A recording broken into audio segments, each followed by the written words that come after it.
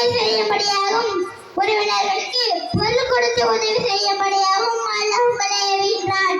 இறைவன் யார்? இறைவன் ஒருவன் என்று யார் நம்பிக்கை கொள்கையை கடைபிடிக்கிறார்களோ அவரிடத்தில் 3 தன்மை இருக்க வேண்டும்.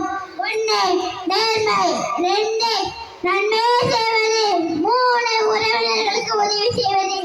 இதில் முதல் விஷயம் நேர்மையை கடைபிடிப்பது. ஒரு மனிதனிடத்திலிருந்து நேர்மை இருந்தாலோ அவன் கண்டிப்பாக நன்மை செய்வனாக இருப்பான், உறவினர்களை கவனிப்பவனாக இருப்பான். இங்கு அஸ்திவார நேர்மை என்ற பண்பு ஒரு குறிப்பிட்ட இடத்தில் நேர்மையாக இருப்பது அல்ல.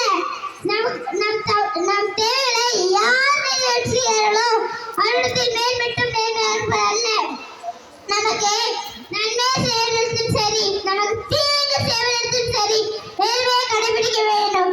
பிடித்த இடத்தில் நேர்மையாக இருப்பதும் பிடிக்காத இடத்தில் நேர்மை தவறுவதும் இஸ்லாம் உண்மையாக கண்டிக்கிறது. கணவன் மனைவியிடத்தில், மனைவி கணவனிடத்தில், பிள்ளைகள் பெற்றோர்களிடத்தில், பெற்றோர்கள் பிள்ளைகளிடத்தில், சகோதர சகோதரிடத்தில், தொழிலாளி முதலாளியிடத்தில், முதலாளி தொழிலாளியிடத்தில், பணத்தை சம்பாதிப்பதில் செலவு செய்வதில், ஆட்சியாளர்கள் மக்களிடத்தில், மொத்தத்தில் மனிதர்களின் தேவையை நிறைவேற்றும்படுத்தி இந்த உலகத்தில் நாம் இறைவனிடத்திலிருந்து நேர்மையை கடைபிடிக்க வேண்டும். நபி ஸல்லல்லாஹு அலைஹி வஸல்லம் அவர்கள் மக்கத்து காபிர்களை நபியாக ஏற்கவில்லை, அவர்களை கொண்டு ஈமான் கொள்ளவில்லை. ஆனால் மக்கத்து காபிர்கள் நபி ஸல்லல்லாஹு அலைஹி வஸல்லம் அவர்கள் என்ன பட்ட பெயர் கொடுத்தார்கள் தெரியுமா? சாதிக்குல் அமீன், உண்மையாளர், நம்பிக்கையாளர் என்று பட்டம் சுட்டினார். தங்கள் பொருட்களை நபியிடத்தில் கொடுத்து வைத்தார்கள்.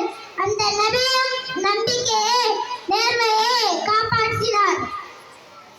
மக்சூமியா கொண்டு சென்ற பெண் திருடிவிட்டாள். அவள் உயர்ந்து கொண்டு சென்றவள்.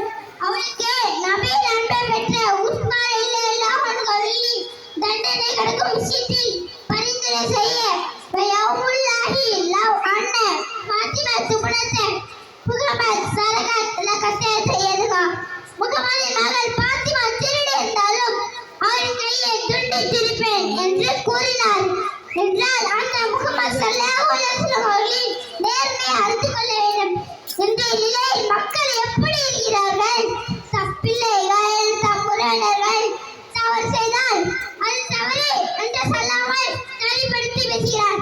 அடுத்தவர் தவறு செய்தால் மட்டும் சும்மா விடக்கூடாது, தப்புக்கு தண்டனை கொடுத்தால் தானே திருத்துவார்கள் வாய்க்கிலேயே பேசுகிறார். சுருக்கமாக சொன்னால் நேர்மை சிட்டில் ஆட்லாம் வந்தால் ரத்தமா, கஷ்டம் வந்தால் தக்காளி சட்னியா என்று வாங்கியிருக்கின்றது. நேர்மை சிட்டில் ஏன் இந்த பண்பாடு? இது நயவஞ்சகத்தின் அடையாளம். ஒரு இஸ்லாமிய யூத விஷயத்தில் ஒரு இஸ்லாமிய யார் தவறு செய்தாலும் ஒரு